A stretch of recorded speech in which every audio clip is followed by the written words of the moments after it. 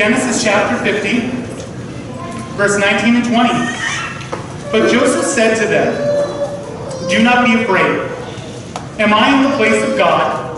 You intended to harm me, but God intended it for good, to accomplish what is being done, the saving of many lives."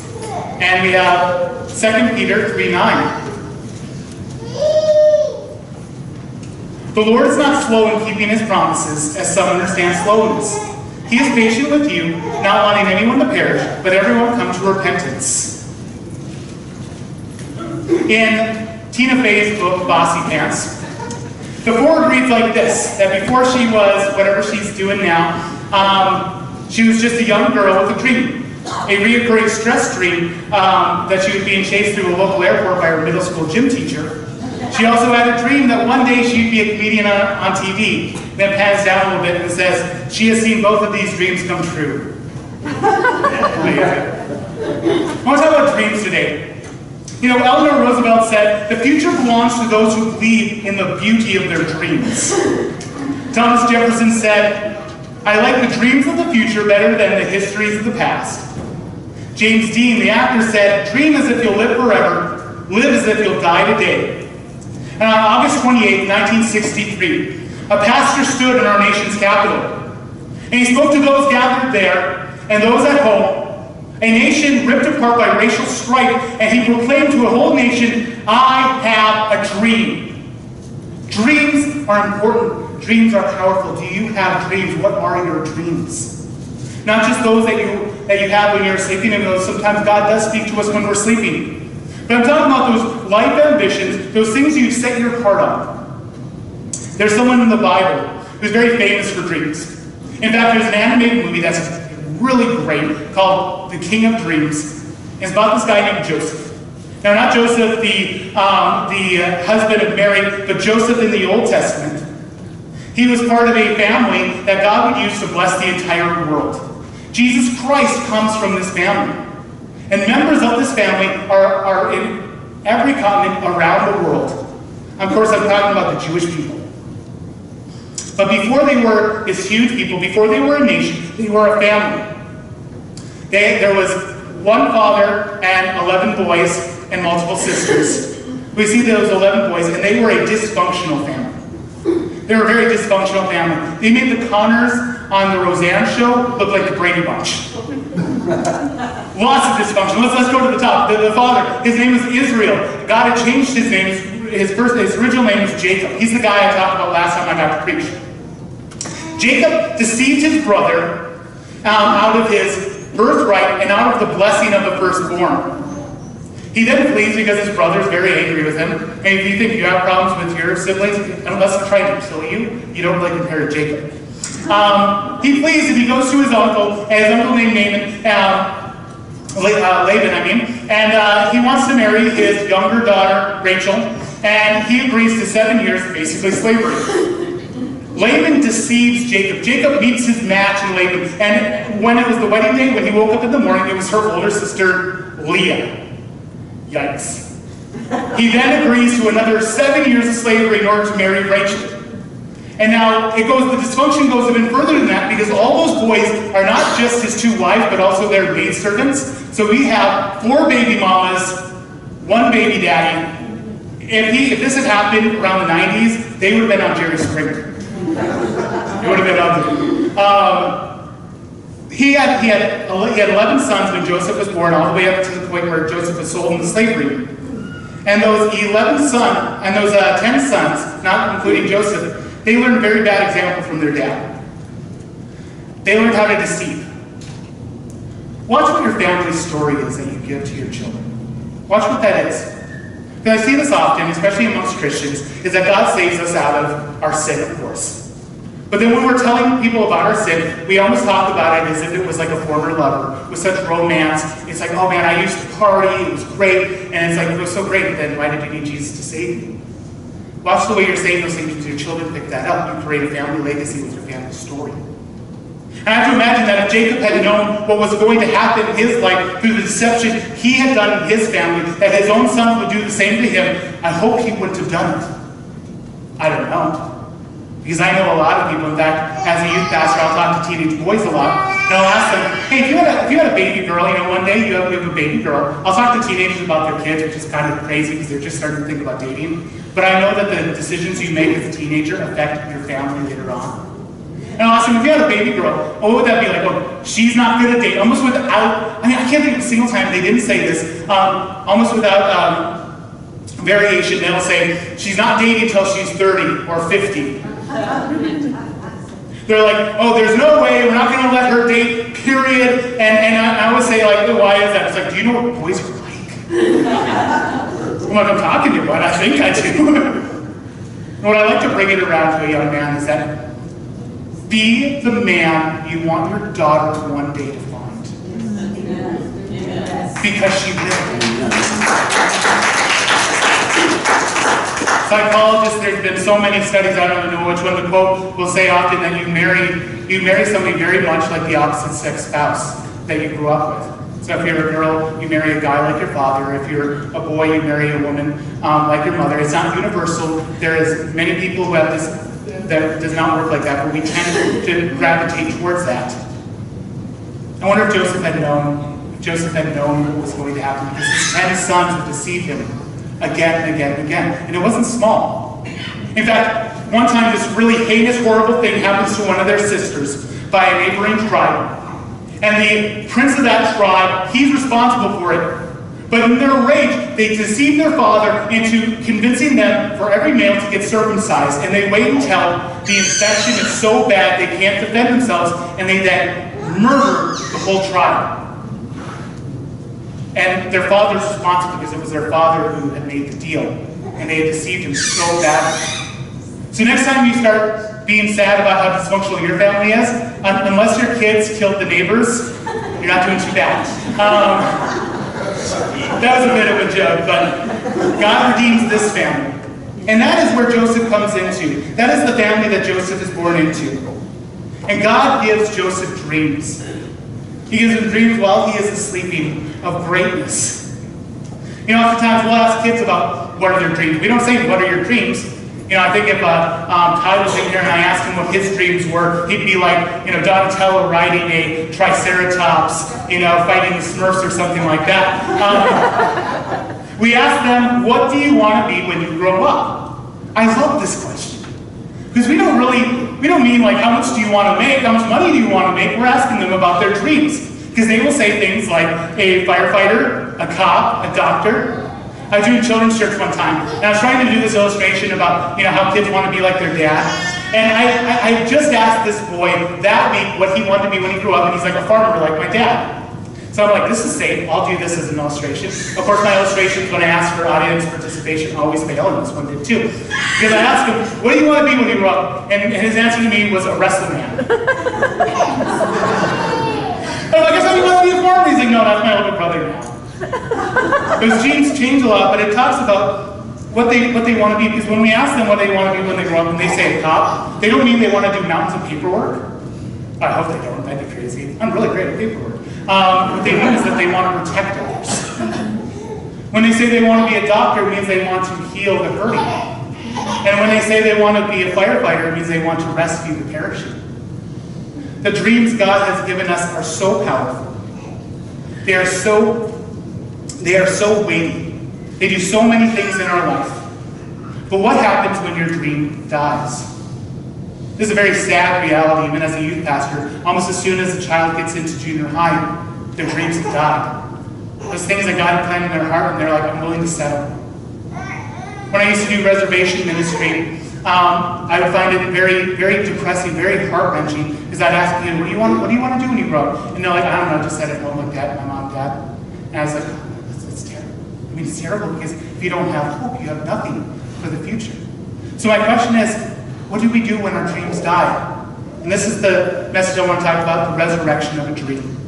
As we talk about Joseph, we're going to find out about his dreams. We're going to talk about Pharaoh, because Pharaoh also has dreams. And finally, we're going to talk about the dream beyond the dream beyond the dream, and that is God's dream. How all of our dreams fit in, how all of them are working together. Let's talk about Joseph's dream. Like I said before in my introduction, Joseph was favored. Well, actually, I didn't mention it, but Joseph was favored, though he was the youngest of 11 brothers. This drove his other brothers crazy. We all know this. If you have siblings, or if you know siblings, and their parents favor one child, it really makes the other ones mad. You know what's crazy about this is that Jacob is now, he's repeating the mistakes of his father Isaac. Isaac favored Esau over Jacob. Doesn't make Isaac responsible for what Jacob did, but it doesn't mean that what happened in a vacuum.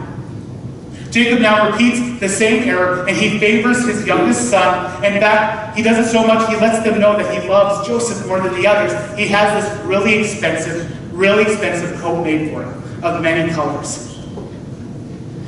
Not a Technicolor dream coat like that stupid musical I think is out that I watched, but a coat of many colors. It was extremely expensive, and when he put this on his son, the rest of them knew that he was favored. You know, like, this isn't right. If there's any son who should have been favored, it should have been Reuben, the oldest. Reuben, from what they knew, was going to lead the tribe when Jacob died, when Israel died, and he was going to get the best inheritance, and the rest really would have been dependent on him. That's not what happens. And it makes them angry, but what pushes them over the edge is Joseph's dreams. If you have your Bibles out, you can turn to Genesis 37, verses 5 through 7. We're going to stick in Genesis all the way to the end. I won't be reading every verse. I trust you'll do that at home. Here's Genesis chapter 37, verses 5 through 7. Joseph had a dream, and when he told it to his brothers, they hated him all the more. He said to them, "Listen to this dream I had. We were binding sheaves of grain out in the field when suddenly my sheaf rose and stood upright, while your sheaf gathered around mine and bowed down to it." His brothers said to him, "Do you intend to reign over us? Will you actually rule us?"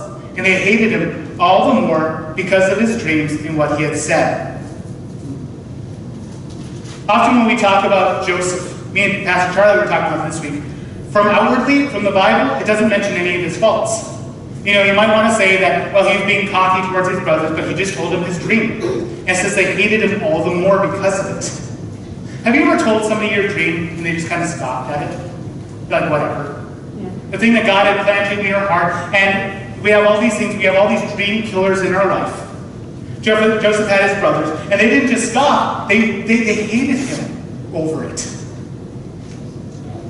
It says that they hated him all the more because of his dreams.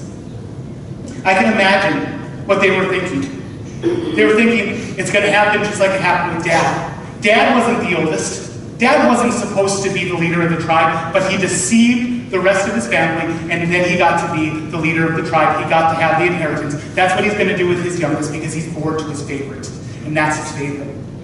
They start getting angry, and more angry. God had given Joseph this dream that one day his brothers would bow down to him, and God gave him a second dream to confirm the first. And that dream, 11 stars bowed to him. By the way, Joseph doesn't know about Benjamin, who's coming after he's thrown into slavery. 11 stars bow down to him after the sun and the moon have bowed down. His father even gets angry with him about this. We have those things that want to kill the dreams in our life. I want to talk briefly here about God dreams. The dreams that God has given into our heart. You know, how do we know that our dreams are from God or just about our own selfish desires? Here's a couple things I've jotted down. Here's the first one. God is never going to contradict his word. Are your dreams in alignment with God? When I'm talking about dreams, I'm not just talking about vocations. Maybe it's a vacation. Maybe it is a position somewhere else, a volunteer one. Maybe it's just something that our hearts are set on. Here's the thing. God is never going to contradict his word. I was talking with a pastor one time, and he was telling me about how he was counseling this woman, and she wanted to get divorced and start an intimate relationship with another man. And she said, and she was convinced of it because she had read in the Bible, put on the new man. We need to know how to correctly divide the Word of God, to know the context, to read all of it. And not just to look for things that fit the way we see things. In fact, when I put together a message, one of the last things I will do is I will critique it. In other words, I will play the devil's advocate for each of my points, and I decide if I can defend the point, then it stays in. If I can't defend the point, it goes out. That's a hard thing to do, because what we want to do is just like, okay, this is what I'm thinking, I like it, I want to keep it in. Or if it's a dream, we're like, I like the dream, it's something I think would be really cool. I want to be a famous singer one day, I can't hold a note in a bucket, and I'm not willing to train. So we might want to look at God's word and see what that says. Another step in finding your dream is, whether it's from God or not, is if God confirms the dream. This is what happens with Joseph and Pharaoh. God confirms the dream into their life. When I was calling the ministry, a very wise youth pastor was there, and he told me, just give it back to God. Just give it back to God and pray again, God, what do you want me to do with my life? What do you want me to do? What's my calling? And if he gives it back, great. If he doesn't, that's okay. Because sometimes we get confused, and God is not going to change his mind about his calling. He says his callings are irrevocable. Lastly, if it's something you can do in the natural, it's probably not from God, because God calls us to the supernatural. God calls us to do things beyond ourselves. Here's the thing about Joseph's dream. So we got up to the point where his brothers hate him for that, and Joseph has this dream in his heart. He has this thing he's looking forward to, and his brothers hate him for it. And unfortunately, I guess one thing we could say maybe negative about Joseph, like a lot of younger siblings, he was a tattletale. He told on his brothers not once but twice. And they see him coming, they're like, here comes that dreamer. And they say, let's kill him. Their own flesh and blood. And it was only with their oldest brother begging them not to that they decide, we're just going to throw him in a well, we're going to take that coat off of him. That coat our father gave him to show that he loves him more than the rest of us. And they're deciding what to do. Their oldest brother decides he's not going to wait. He's going to go find something to fish him out and save his life. While he's doing that, Joseph's brothers sell him into slavery. His brothers who should have loved him, protected him, encouraged him, sell him into slavery. Joseph's dream did not come to fruition. His journey of his dream did not go the way he thought it should. There's no way. The obvious interpretation of his dream would be that he would rule the tribe after Israel dies. And he would rule over his brothers just like his dad did. That's not what happens at all. Joseph is sold into slavery by his brothers. They take that coat of many colors, they mess it up with blood of an animal, and they give it to their dad. And they're like, what do you think happened? And their dad's like, my son is dead. My son's been eaten by a wild animal. And Joseph is sitting in that slave caravan, quite roughed up, and he's wondering, he's saying to God, probably what a lot of us have said about our dreams. God, this isn't the way it was supposed to go. God, what are you doing? Have you forgotten about me? Was my dream just in vain? Joseph does what he's supposed to do. Instead of getting bitter, he gets better. And he does what he's supposed to do in the situation he is. He's faithful. And his master, a guy named Potiphar, sees that. And he sets him up to be the ruler of his household, like he was his own son. Potiphar didn't have to do anything. Joseph did everything for him. He had that kind of authority. And just when it seemed like things were looking up for Joseph, curveball number 2, Potiphar's wife, who was a woman of low social responsibility, that's an inside joke, but she didn't have a lot of morals. She comes to Joseph and she wants him to sleep with her. What I think is so encouraging is what Joseph tells her. He's like, how could I betray my master and my God? His brothers had taken from him his coat of many colors, but Joseph had a coat of integrity that it can't be taken away, it can only be given away. And maybe you've given away your integrity, but God has given you another one in Christ. And you can't be taken away, it can only be given away. And he would not give it up. He does the right thing, and he's accused of such a heinous crime. She accuses him of rape, and he's thrown in jail. And I can imagine as he's looking through the bars, he's wondering, God, this wasn't the plan. This isn't the way things were supposed to go. But in that time of suffering, in that time of trial, he doesn't give up on the dream, because you shouldn't doubt in the darkness what God has shown you in the light. I know what Joseph feels like, because I know I've had that in my life. I bet you've had it in your life. Where things did not go the way you thought they were. You're looking at your life and you're like, why didn't this happen? Why did that desire in my heart? The thing that God encouraged me with, how come it's not happening? Has he given up on me? Should I give up on it? My dream has died. I know what that's like, because when I first got married, actually, let me backtrack here. I was called in the ministry as a teenager. And I put my whole heart into that. I was like, I'm not going to wait until I'm an adult to start ministering to people. I started a campus club that was a Bible study, and our whole school would come to our events. It was crazy. Now, my school was only like 100 kids, so it's not all that impressive. But it was still pretty impressive. They'd come to our events, they'd hear the gospel, and God really blessed me in that. And I would be so focused on that, my GPA suffered, but I was like, I'm giving everything I have to the dream that God has given me. And I go to college, go to Bible college, things seem like they're going really well. I got an internship that a lot of other students tried for, and they didn't get it, and I was actually asked, I didn't even apply for it. And I thought, man, I'm on the fast track. I graduate, and so many graduates, college graduates, I don't get a job in my field. It just didn't happen. My first position was at a treatment facility for teenagers, and I got married to Becca, just one. And she still had another year of her graduate school to be completed in Wheaton, Illinois. Those of you who know anything about the Chicago area, we have they have at least 3 huge Bible colleges right in their area. So I say that to say that they're not hurting for people to volunteer in different ministries. So I couldn't find anybody who would be interested in me ministering at their church. So I'm working at Target, and we're at this museum house. We actually lived above this museum, and we were caretakers of it. So I like to say that we were like the Addams Family during that time, because we lived in a museum and people came to steal. I'm raking the leaves for the millionth time because they had these terrible, huge trees all over their lawn, and it was fall, and I'm raking these leaves for the 100th time or whatever, and I'm looking, and I'm just praying to God. I'm like, God, this wasn't the plan. This wasn't what I thought was going to happen in my life. I thought I'd be preaching, hundreds to thousands. I thought the dream you put in my heart was for that, and God spoke something into my heart that I want to share with you today, because it was such a hard lesson for me. It was something that broke so much of my pride and what I thought God was about, because He spoke to my heart that this is where He wanted me, and if I'm where He wants me, if I'm doing the things I'm supposed to be doing, Mother Teresa said, if you want to change the world, go home and love your family.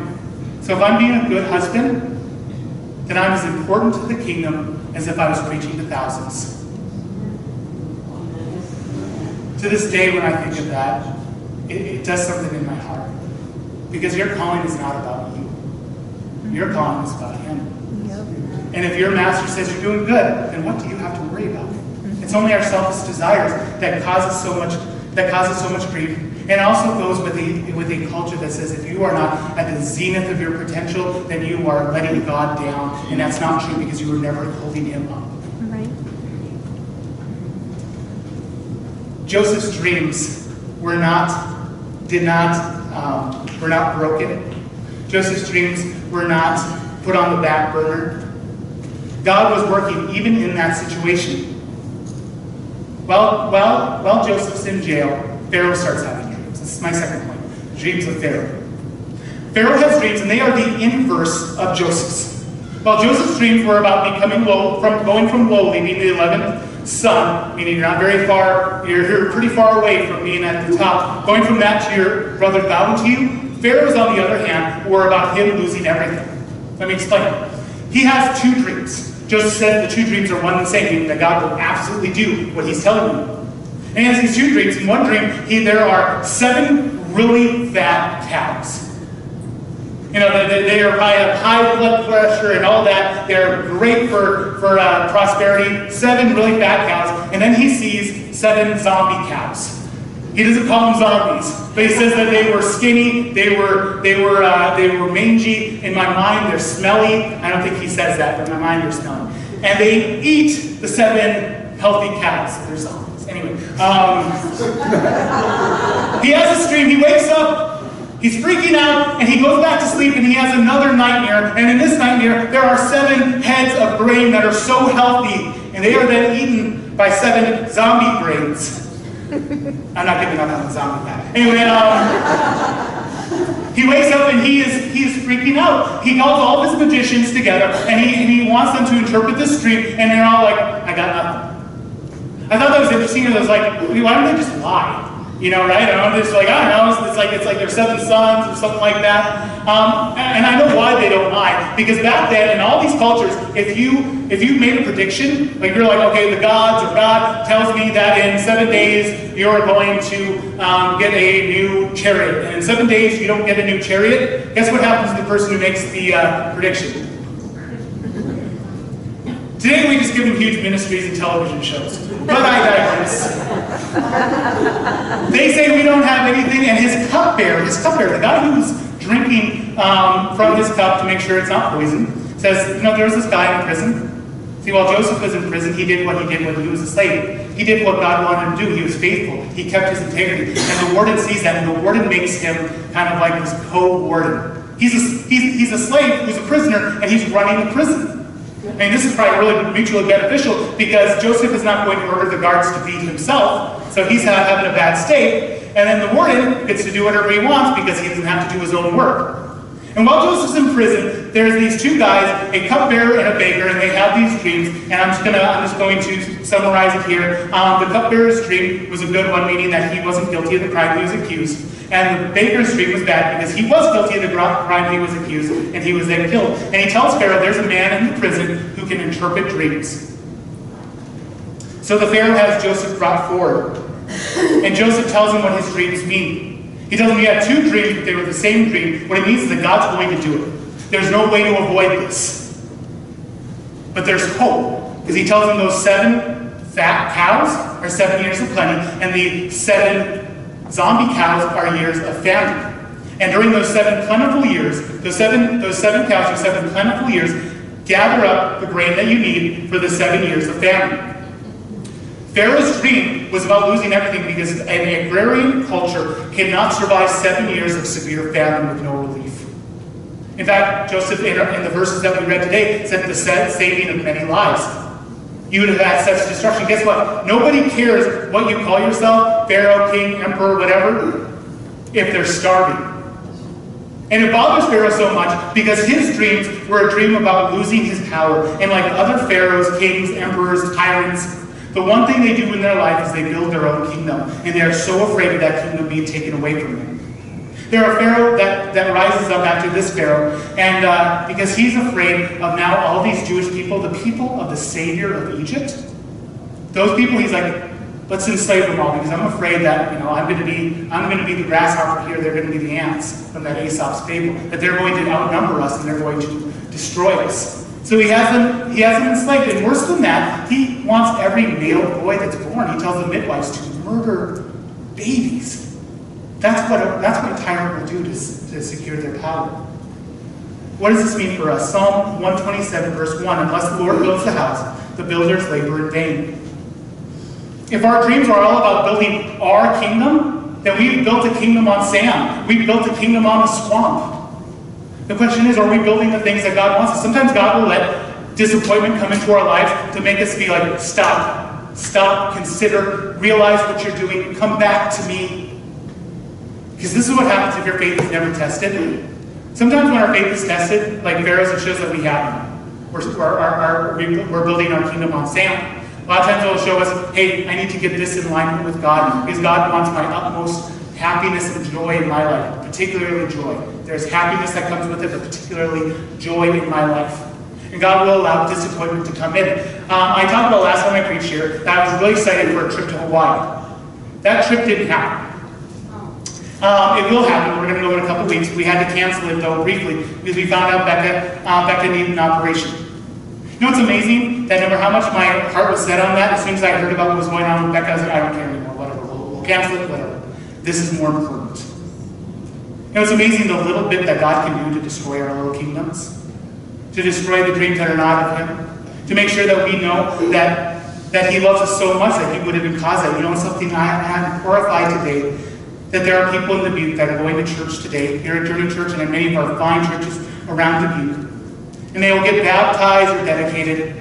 They'll go to their children's programs, they'll go to their teenage programs, they will become members of their church, they will teach Bible studies, and they will go to the end of their life, they will die, and they'll go before the King of Glory, and He will say, depart from me, you worker of iniquity, I never knew you. It horrifies me. Because unless our faith is tested, unless we have that moment where we're like, let's stop and consider, we might realize that we really truly have never given God our heart. We don't have any tenderness towards Him. We don't have a relationship with Him. And that's what all of the Bible is about relationship. I really think at the end of Genesis here, Joseph's story is a story about family. Much bigger than just their family, but it's about family. Pharaoh decides that there's only one person he can think of that can do the thing that Joseph's talking about, who can be trusted, and that's Joseph. And he gives him a new name, Audrey, do you remember that? I'm just joking. I told the children way back, years ago, what that name was, and they're like, are we supposed to know this? Are we supposed to remember this? I'm like, don't worry about it. You can always look it up. And it's Zaphnath-Paneah. Zaphnath-Paneah. And it was, or according to Bella, who's not here, Zaph. And it means very loosely translated, Savior. Let me go about God's dream here. You know, Jesus and Joseph, they have a lot of similarities. There's a thing called typology. Think of a theological term called typology. I prefer the phrase types and shadows. Meaning that in the Old Testament you have various things that point to their fulfillment in the New Testament. That everything points towards Christ. It's all about Him. The most easiest one to understand, to know about, is the Passover. We truly celebrate the Passover during Easter, because during the Passover, the angel of death sweeps through Egypt and he kills the firstborn unless you put the blood of the lamb, the pure, spotless lamb, above your doorposts. And then he would then pass over you. When Jesus Christ died, those who would be under his blood, the just penalty for our sin passes over us. That's a typology, that's a type and shadow of Christ. It's highly debated whether or not Joseph is, but there are so many similarities in Joseph's life to Jesus' life.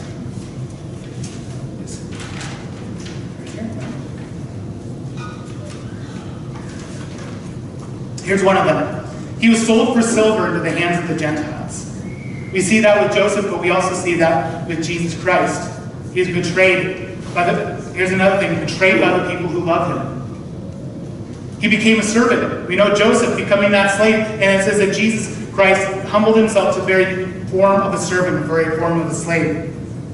He was falsely accused. Joseph was falsely accused of rape, while Jesus was falsely accused of a number of crimes by false witnesses. They were numbered with the transgressors. Joseph spent that time in jail. You know, that is a really hard thing when I think of Joseph in jail. It's not like he was put in jail for doing the right thing. Not like people, it's like, what do you win for? Well, doing the right thing. No, he was in for rape. That's a huge charge. That comes with so much shame. Jesus Christ is murdered shamefully. And that's what the cross was about. It wasn't just the pain. The biggest part was the shame, being this suffering, naked, bloody thing on the way into the city. Finally, his people did not recognize him. When Joseph's brothers come to him needing that grain during those years of famine, they didn't know who he was until he revealed himself to them. Jesus Christ on the road to Emmaus, 7 miles, they walk 7 miles, they have no idea who it is, and then all of a sudden he says one word, how did we not know it was him? Last one here, the revelation and reconciliation. This is really the meat of what I'm talking about today. Really the meat I see of the whole Bible. At the end of the book of the beginnings, it's all about restoration. In Genesis chapter 50, verses 19 to 20, it's what we read today. But Joseph said to them, "Don't be afraid. Am I in the place of God? You intended to harm me, but God intended it for good, to accomplish what is being done, the saving of many lives." So at the close of the book of beginning, we have this situation where Joseph's brothers, they come to him needing that food into Egypt. They bow before him, fulfilling his first dream. They bow before him, and he reveals himself to them, and they're awfully worried. I'd be awfully worried if I would wrong somebody like that as well. And after their father dies, they're thinking, maybe Joseph was only good to us because of our dad. So they tried to deceive Joseph. They still haven't learned their lesson. They come to Joseph and they're like, "Hey, Dad said this. Don't be mean to us." I'm paraphrasing terribly. Definitely read it yourself, please. And Joseph starts weeping. He starts weeping. They didn't believe he truly forgave him. And forgiveness is such a powerful thing. It's such a thing that's really hard for us to get our mind around. You know, what could be better for the prisoner on death row than be told that you're fine, that your sins are forgiven, that you can be set free, and that the man whose son you murdered is now adopting you as his son? That is the great dream God has called us into. And that's what I see at the end of Genesis here, is that God's dream being fulfilled of restoration. Joseph weeps.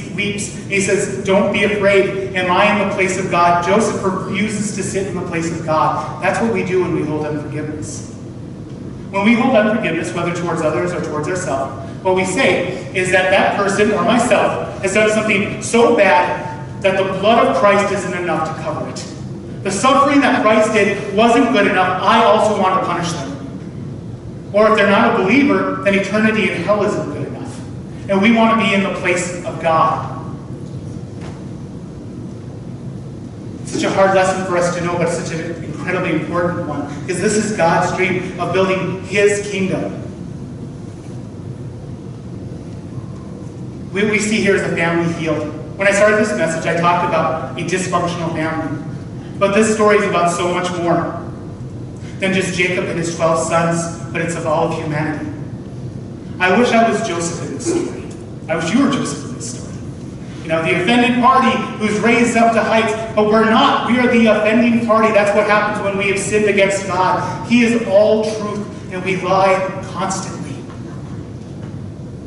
Everything is His, yet we find the desire to steal. Maybe as adults we don't steal things, but we might steal ideas, we might steal credit for things. Jesus said if we look at somebody with lust in our heart, that's the same thing as committing adultery.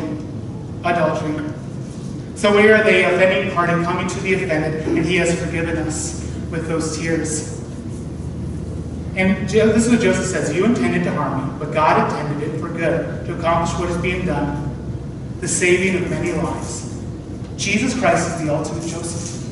The most heinous act in all of human history, that when I really think about it, I start trembling and wish I could get out of the human race, because this is what happens in the crucifixion. Human beings crucify the Lord of glory. They make Him shameful. They do everything in their power to. And what God does in that thing, He accomplishes the best good that could possibly be, that could ever be. And He makes us the righteousness of Christ. I remember talking to somebody who often, especially in our circles and stuff, we'll talk about those deep things of God. And people will be like, I don't want to hear about the gospel anymore. I want to get into the deep things of God. There is nothing deeper or wider or longer or taller than the grace of God exemplified in Jesus Christ. You know what's amazing? Is that we have an empty cross. We have an empty cross here. We have an empty cross because Jesus Christ isn't there anymore. Jesus Christ is risen from the dead, and God the Father says He accepts the sacrifice of Christ in our place. Meaning that we can go before the throne of grace with confidence, and we can forgive those who wrong us, knowing that the blood is enough. God's dream is for reconciliation, and this is where our comes in. We talk about our calling, we talk about our dreams, but there is a dream beyond the dream that we should know about that gives everything else its meaning. You know, oftentimes we might just be wrong with our dreams. You know, think about a dream you have when you're sleeping. When you wake up and you tell somebody about it, you have to fill in the gaps because it doesn't make much sense. A lot of times God will give us the end. That's what He did for Joseph. He gives him the end. His brothers bowing to him, and the sun and the moon setting. But there was no way he could have thought that his journey was going to lead up to that. There's no way he thought that he was going to be de facto ruler of the known world. I don't know many people where that happens, that normal progression of things happens for them. But God is faithful in fulfilling His promises.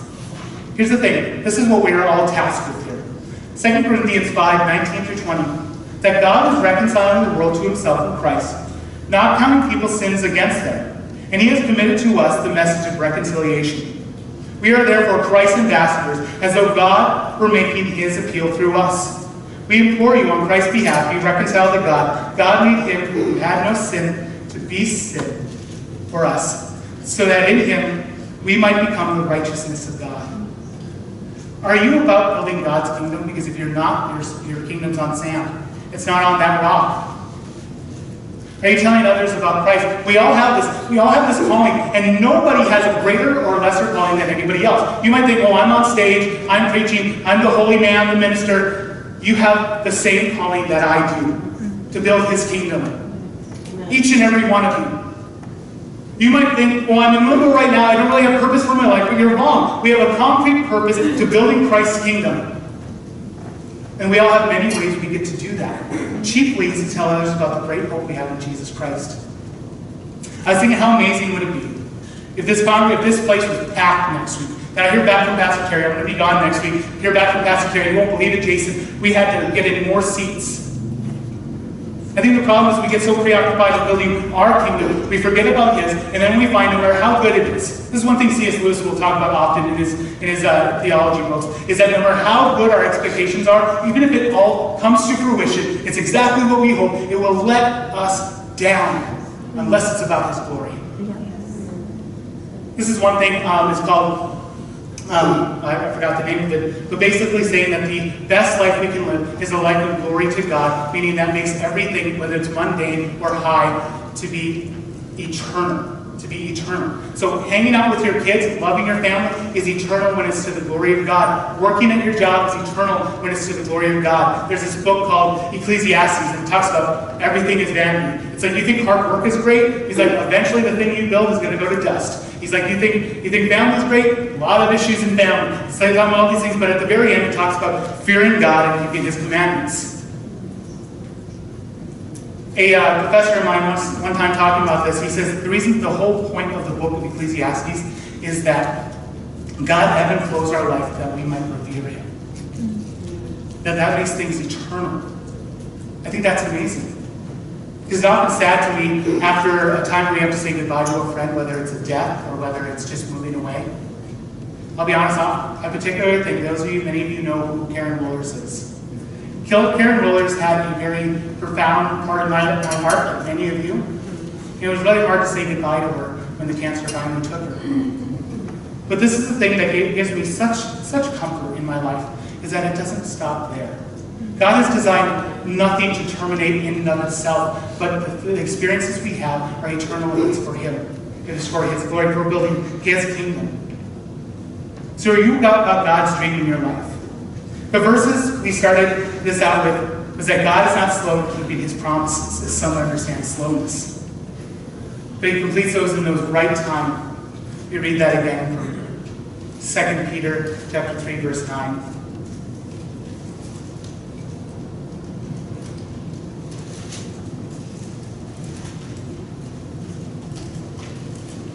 Second Peter 3:9.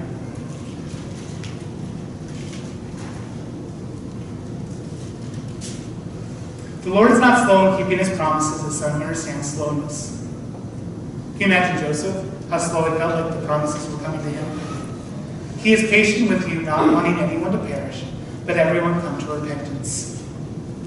Oftentimes, cynics, critics will say, God still hasn't come. He said that he'd come back way back 2,000 years ago. He still hasn't shown up. Why hasn't he shown up? Is he slow?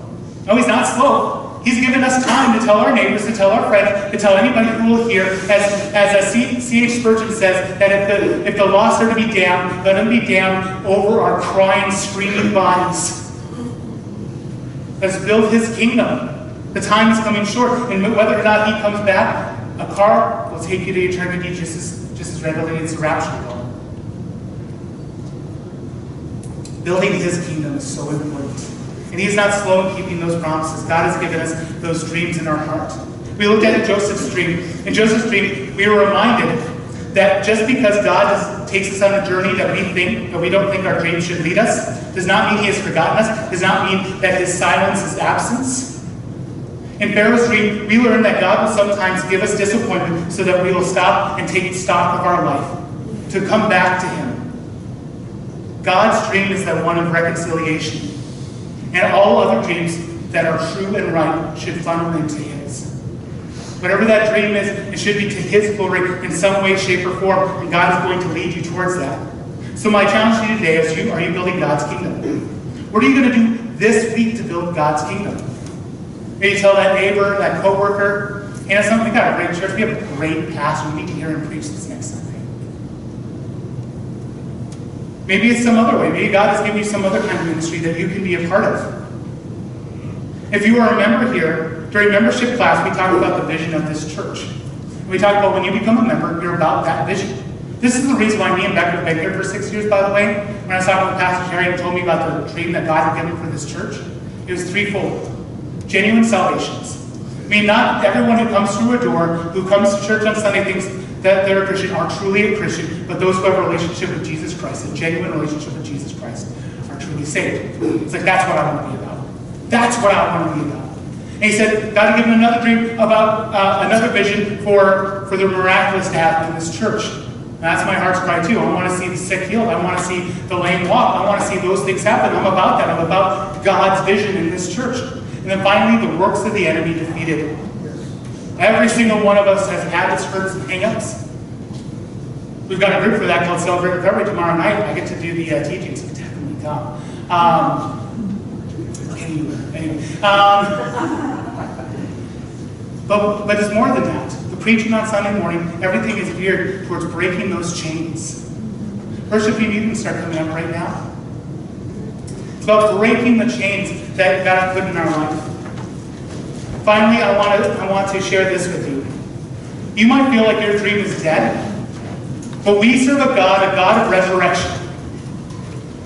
You know, Satan thought Jesus Christ was dead. He thought it was done. You can imagine what he was thinking on that Good Friday. He was thinking, I finally won. I finally put one over on God. He's dead in the ground. But then 3 days later, the God of resurrection starts thundering. The God of resurrection moves the stone. Yes. So you might think today that the dreams that God has given you, that He's abandoned them, that it's not coming true, it's not going to be a reality. But I'm telling you today, if you're going to get anything from my message, is that His dreams, His call is irrevocable. He will accomplish this. He who began a good work in you will carry it on to completion. Hallelujah. Thank you.